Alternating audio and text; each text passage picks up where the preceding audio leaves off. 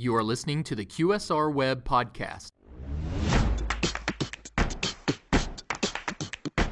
Hello, and welcome back to today's podcast with me, your host, QSR Web and Pizza Marketplace editor, Shelley Whitehead. Happy to have you all in the virtual house today. And one of the reasons for that is that this is such a dynamic period for all restaurants as far as each brand's marketing and strategic efforts to recover in this pandemic era economy are concerned. Now, many of you have already changed your operating models to feature at least partial takeout and delivery service. In fact, you almost had to stay afloat this year. Now, though, many of you are primed to go ahead and push past those initial immediate pandemic service changes and do something more long-term to really recover in full. And it's no doubt you've got a lot of questions. And that's a good thing today, since our guests are here to answer some of those issues related to the path forward, beginning with Perkins and Huddle House CMO, Allison Delaney. She's here to relay a restaurant marketer's story around how her brands pivoted, what they learned, and what her best advice from the past few months is for brands hoping to fuel growth the rest of this year.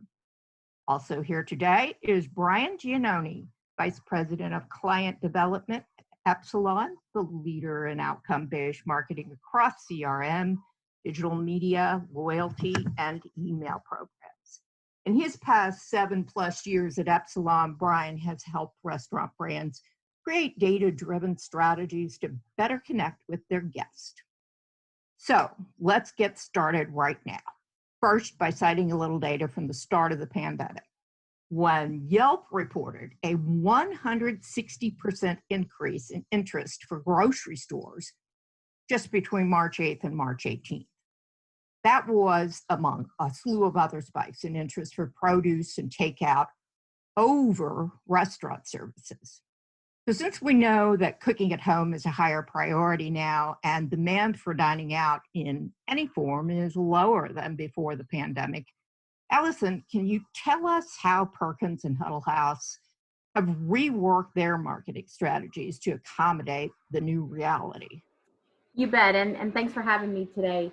You know, we of course pivoted to off-premise, online ordering for pickup or delivery, and curbside service as an option.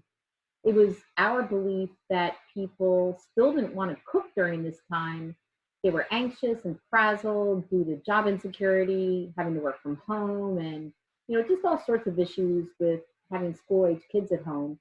And they were forced into cooking at home as a result of restaurants being closed. And it was also our belief that people still wanted the quality of food they traditionally got at full-service restaurants, but were willing to accept less, in other words, QSR, to stay safe. But if we could offer a seamless experience for guests to enjoy their favorite comfort foods, and comfort was big and still is a big desire at this time, and they could feel safe doing so, then we could salvage a huge portion of our business. So at both brands, pre-COVID, roughly 10% of our sales were already off-premise, but most of that was phone-in for takeout or in-person ordering for takeout. We were not far down the path of online ordering and third-party delivery. And here's the interesting thing. What the pandemic showed us is that we could move very fast if we had to, even if the technology solutions weren't perfect. And we moved faster than we ever thought possible. We tripled our off-premise sales at both Huddle House and Perkins, and a significant portion of that was through online ordering and third-party delivery, even though we weren't even close to having that system-wide, and we still don't now, but we weren't even close to having that system-wide back then. And these initiatives allowed us to survive until dining rooms started reopening again. And like many other chains, we immediately began selling groceries. And I kept a watch on all sorts of press releases and news announcements. And I really have to say that I think Huddle House was literally one of the first to do this. We found in our Huddle House concept in particular that sales really took off because in this brand's more rural footprint, people literally couldn't find items in their local grocery store. So us offering groceries was seen as a huge service to the local community because they don't have as many retail choices in these smaller towns and cities. And our being able to offer these items, we were able to save folks a trip to a larger city and potential greater exposure to COVID during that time. Wow, that's really interesting. Brian, did you have anything to add to that? Yeah, I think from what Allison said, I mean, we've seen a lot of the same, a lot of, creativity and innovation that's been happening in the industry. And one common response is that everyone has had to pivot in some way, shape, or form. The way that they've been able to do that has been unique, by merchant, by brand. And, from a marketing perspective, we've really seen, the gamut as they try to communicate, the messages to their guests. Some have paused marketing altogether to see how things would shake out over time.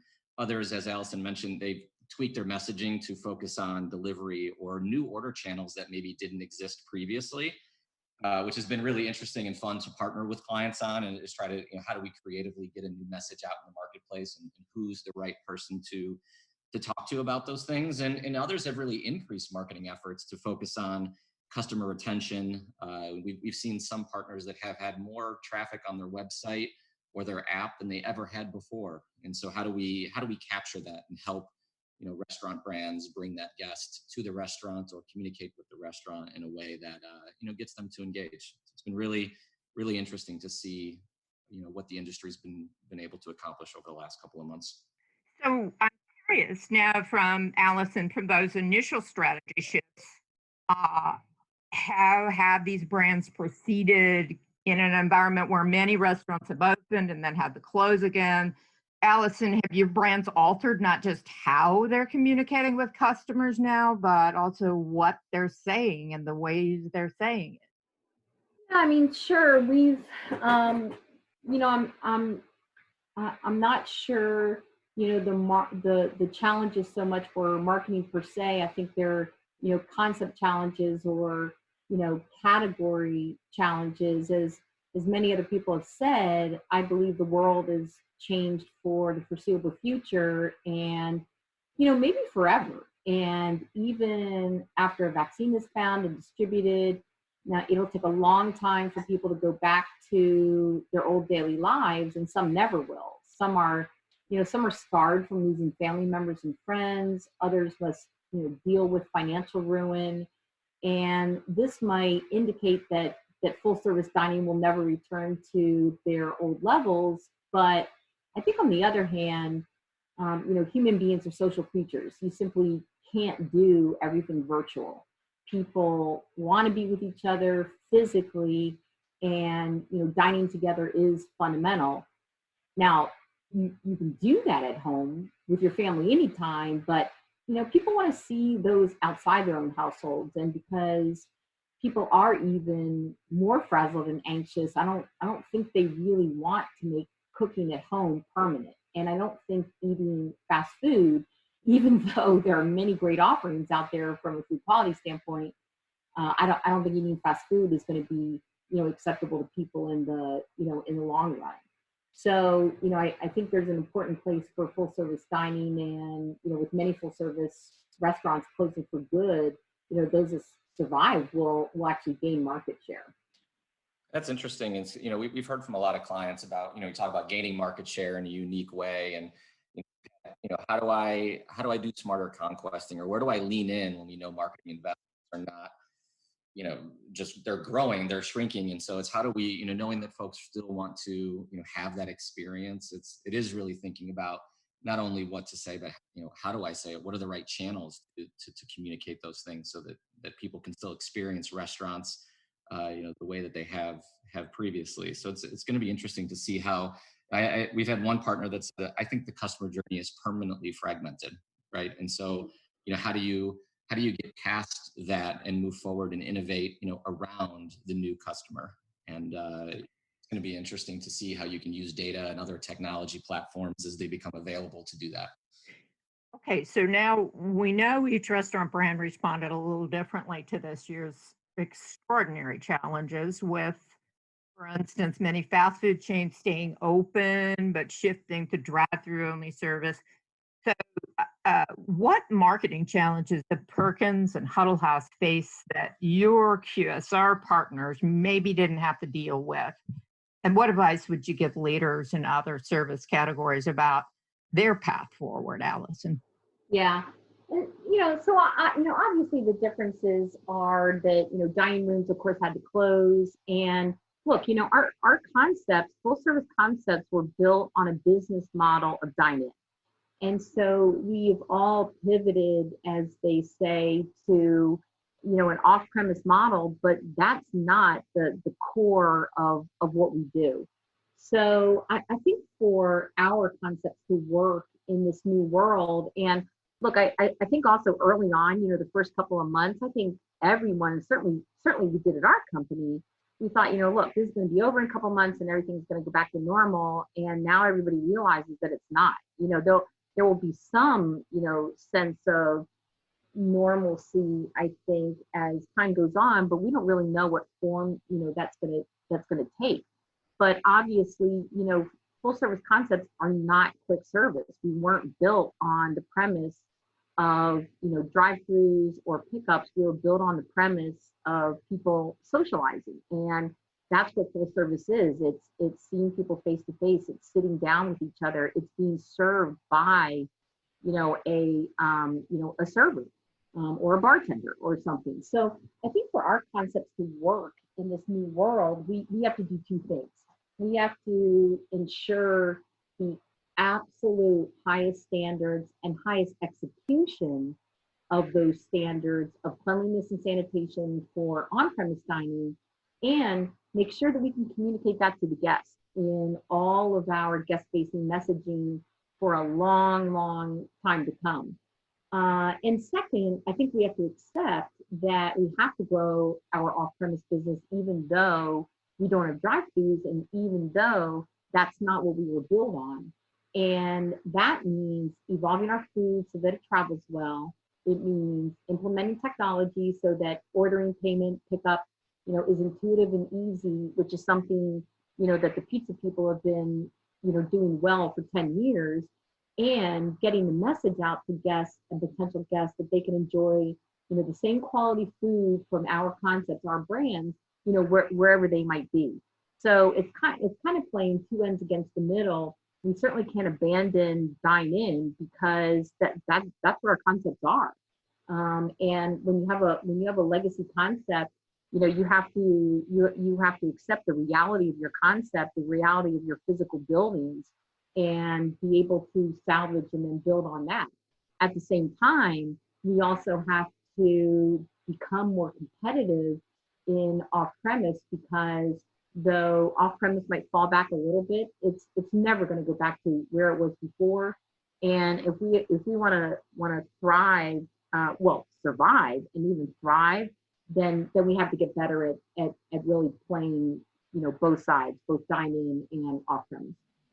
And I think from our point of view on the marketing side, knowing that those challenges are new and some of them are, haven't been explored to the degree that you would have maybe wanted to in the past, right? Almost good is better than perfect. And, the importance of flexibility, being nimble, iterating quickly in terms of how you communicate that message, which is important. I think, as marketing partners out there, this is something we've spent a lot of time focusing on, is how do we make sure that we can provide an environment where if you do have to pivot or you do have to change, how do we do that? And, a lot of our clients have actually leaned into digital marketing a little more during this time frame, and not just because it's flexible, but because of the adaptability, the message, people where they are, knowing that you can personalize on the fly and change that messaging or update it. So it's been interesting to talk to partners that maybe hadn't leaned into certain marketing channels previously, just like they hadn't invested in certain technology previously, are now kind of rethinking the way that they communicate those things, because I think it's extremely important to show the safety and the commitment, but also the new things that you're offering. Yeah, and we've seen that. We've seen that too, as well in one of our brands, Huddle House. We were mostly digital anyway, which might seem counterintuitive to a lot of people because Huddle House is a rural brand and it's a legacy brand with and people see customers at a Huddle House kind of as a older and less able to or less willing to adopt digital. And that's just a falsehood, as people in your business know. In rural America, people might not have computers or the internet, but they have their mobile phone. That is their computer. And so, a lot of times in rural America, they're even more willing to, I think, adopt some of this, or at least as willing to, adopt some of these new technologies than people in even suburban areas. And so, for Huddle House, we've been down the digital pathway for a long time. What we've really seen that's been different is on the Perkins brand. And this is a brand that also is a legacy brand, has an older clientele, but Perkins has relied on TV advertising, and that's going to change a lot. And TV bought the traditional way and consumed the traditional way over, cable or satellite or something. Media consumption has changed dramatically over the past 5 months, and we don't know where it's all going to shake out. But people that have cut off their cable and have cut off their satellite, they're never going to bring that back. And advertising companies are evaluating the fallout, and will be for many months to come, of the shift from cable and satellite to OTT and streaming. And it's imperative that companies quickly figure out what content their guests are consuming and where they are getting this content, and changing the media plans appropriately. Wow. So there appears to be a massive shift, and I guess this has been going on for a little while, and how consumers actually consume information and entertainment. So, and you as marketers have to address that. Yeah. That's one of the first conversations we had with our agency at Perkins was, look, we went off the air for several months. Everybody did. We're not, dining rooms are closed. We're not bringing in any money into the marketing fund from marketing fund contributions. So it allows you to kind of take a pause. And we talked very early on that when we come back, it is not going to be, just pick up where we left off, because I certainly had a sense that media habits were just going to change dramatically. And, all the research that's coming out now shows that in fact happened. And I'm not saying, of course, that the traditional consumption of media is completely gone, but it really has changed.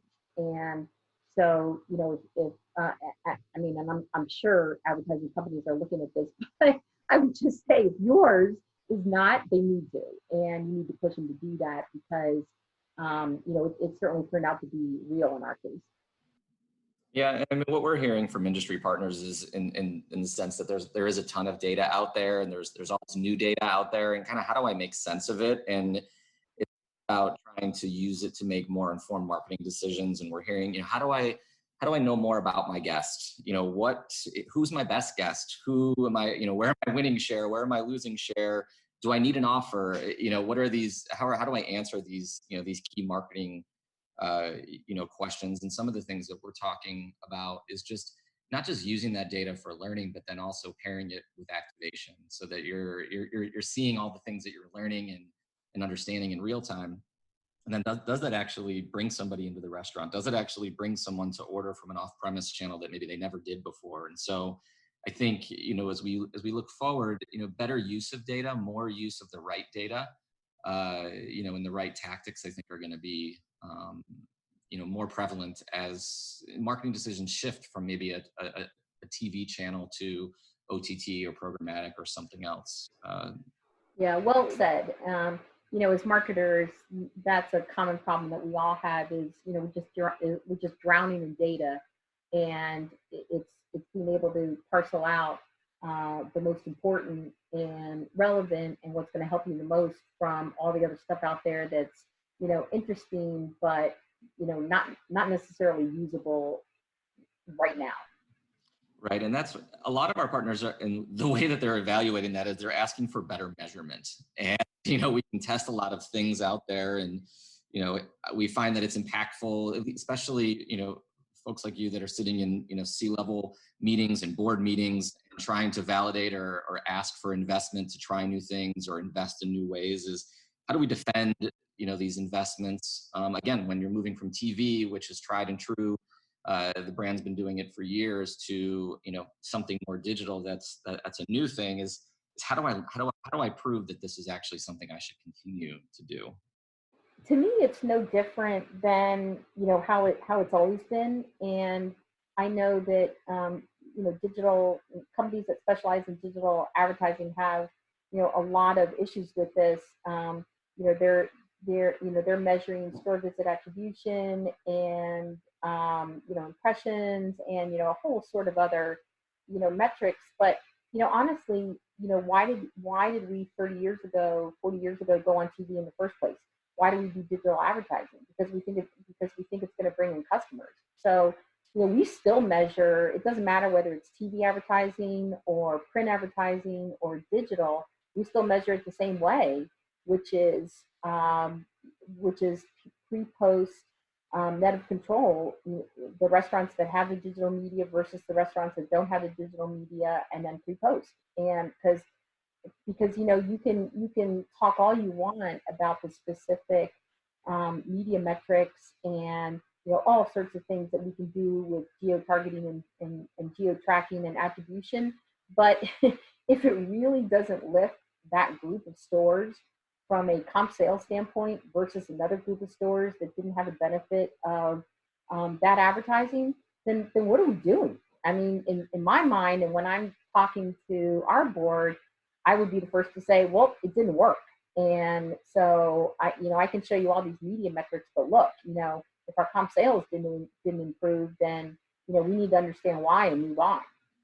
I think that's exactly right. I mean, I think that the more that you can evaluate those individual decisions in terms of, is this actually bringing more people to the restaurant if I didn't do it otherwise? And if you can answer those questions, I think that's where most marketers want to be, and how marketing should be evaluated. And so I think that's, we're hearing more and more of that in the industry, especially like I said before, marketing investments are not infinite. And so the more that you can make sure that you're using those investments for the good, right, to drive more revenue, to drive more into the restaurant, proving that out is extremely impactful.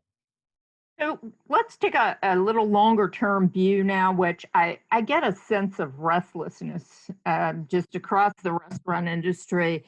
Like, we've been here where we've come up with the methods to stay afloat, but we want to innovate again. When does that happen? And so what do you think about that, Allison? Yeah, everybody's been talking about it. It's not a new idea, but I think we will have to evolve more quickly. I'm specifically talking about full service restaurants, but I think, well, actually, it doesn't have to be full service, certainly fast casual as well. But, we're going to have to evolve more quickly to ghost kitchens. And there's a couple of definitions people use. One is, locating kitchen facilities in areas solely for the purpose of delivery, maybe for pickup, but certainly not dine in. This saves on labor. You don't have to, you don't have to bear the responsibilities of keeping a dine-in public safe. Plus, it allows you to gain market share by going into an underserved area without spending a lot on real estate. The second definition I hear a lot is launching virtual-only concepts. So, no physical restaurants at all. The brand lives online. It's created for online. It's launched online. It's available for delivery and potentially even pick up, from one of those ghost kitchens. I think for established full-service chains, it was on the explore list prior to COVID, but now I think it has to be accelerated. and added to the to-do list. And second, I don't think we can forget the basics of our industry, which is delivering a differentiated food experience at a consistently high level of execution at a great value. These have always been the strategic pillars of all successful concepts. And though we may have paused our innovation against these pillars during this crisis, it's now time to move past, as you say, staying afloat towards strengthening those elements that brought us to the party in the first place. The ideas of kind of the new restaurant going forward, and as I mentioned before, the customer journey is new, right? And it's going to be different. And I like to use the word adaptability because we're not sure what the next month may look like, or the next few months. But I do know that restaurants are going to be there, and they're going to find ways to communicate to their customers and bring them in to enjoy the things that Allison just mentioned, whether it's in that physical location or whether it's the food being brought to them and the experience being translated in another way. So I think innovation is going to be consistent and constant. And I think it's exciting. And the more that we can do to help bring customers into the restaurant from a marketing point of view to experience that, that's where I think our job as partners can really, come forward to say, here's, and help the restaurant from all the investments that they're, putting back in. Yeah, and Brian, I think you're absolutely right about the customer journey. That's one of the things that's very fluid right now, and we might have mapped the customer journey and backed it up with measurement techniques down to the nth degree.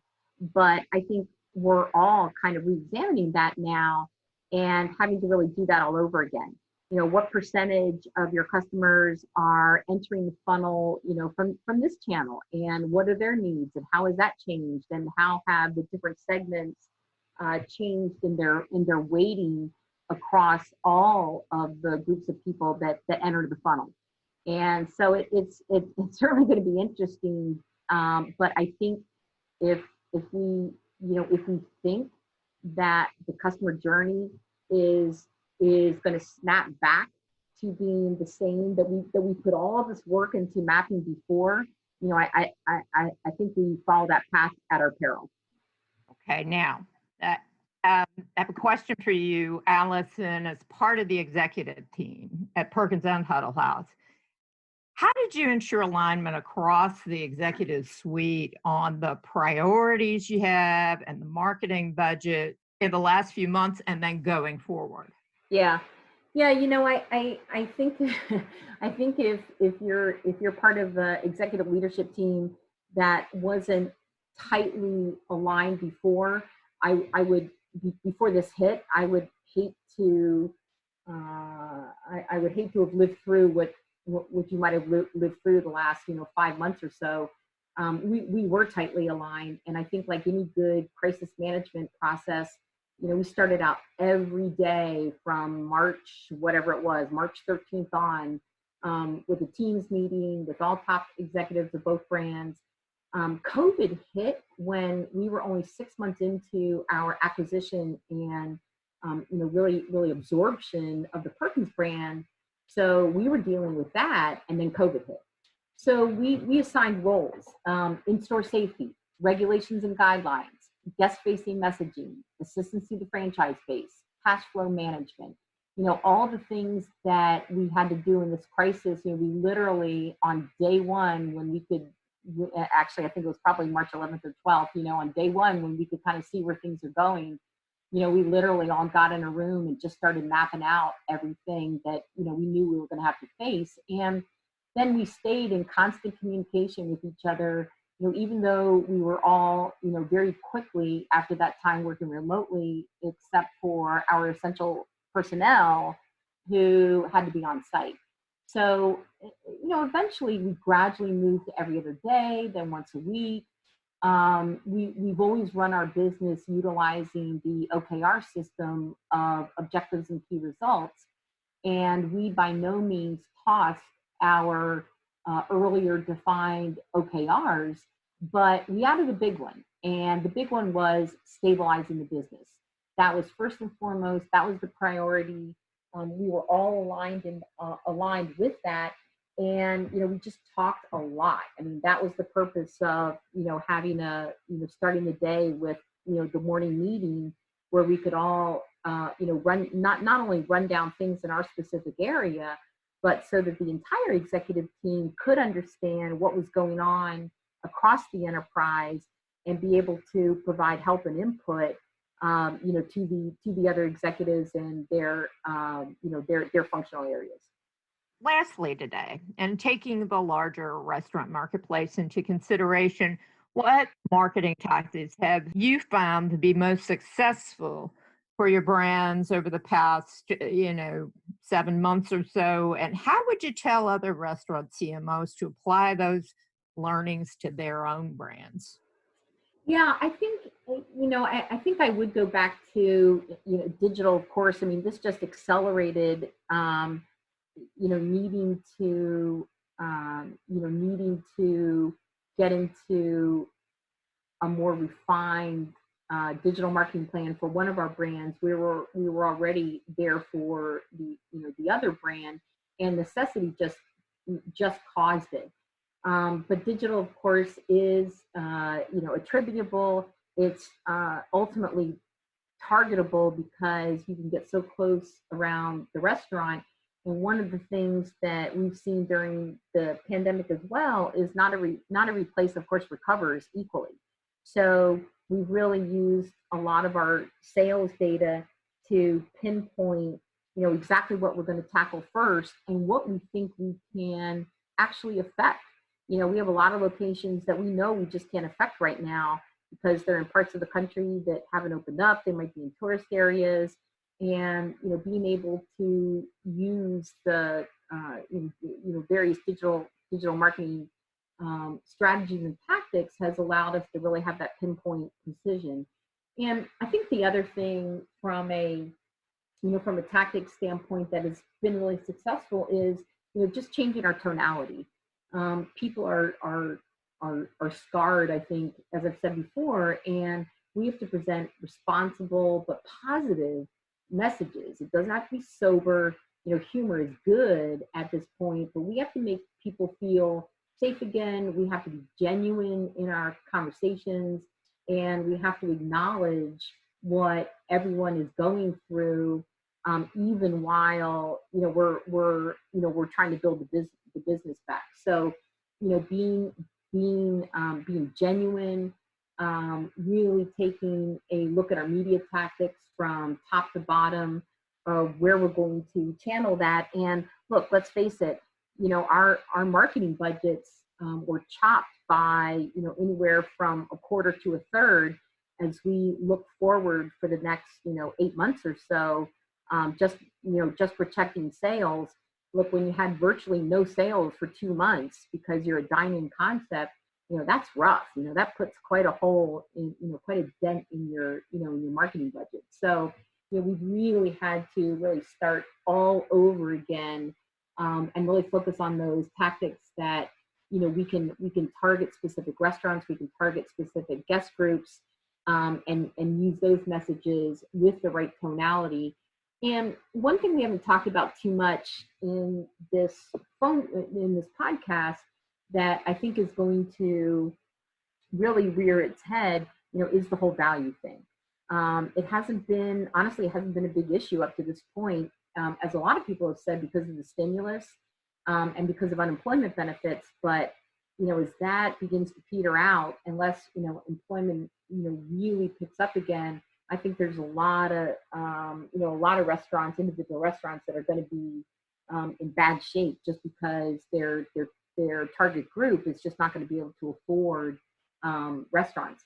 And a lot of restaurants have been raising prices to deal with all of the extra sanitation and safety supplies, certainly all the extra packaging material, because so much of the business has shifted to off-premise. So I would say, kind of in summary, that it's from what's been successful, it's been the digital media tactics that we've been able to target, and that includes not only digital advertising, but email and social media as well. It's been just the sheer fact that we've changed the content of our messaging, our tonality, what we say to people, and that we're getting even more value forward because we know we know it's coming, where people are going to have less and less money in their pockets, and we want to make sure that we still get a share of those visits. Brian, is there anything you can add to that?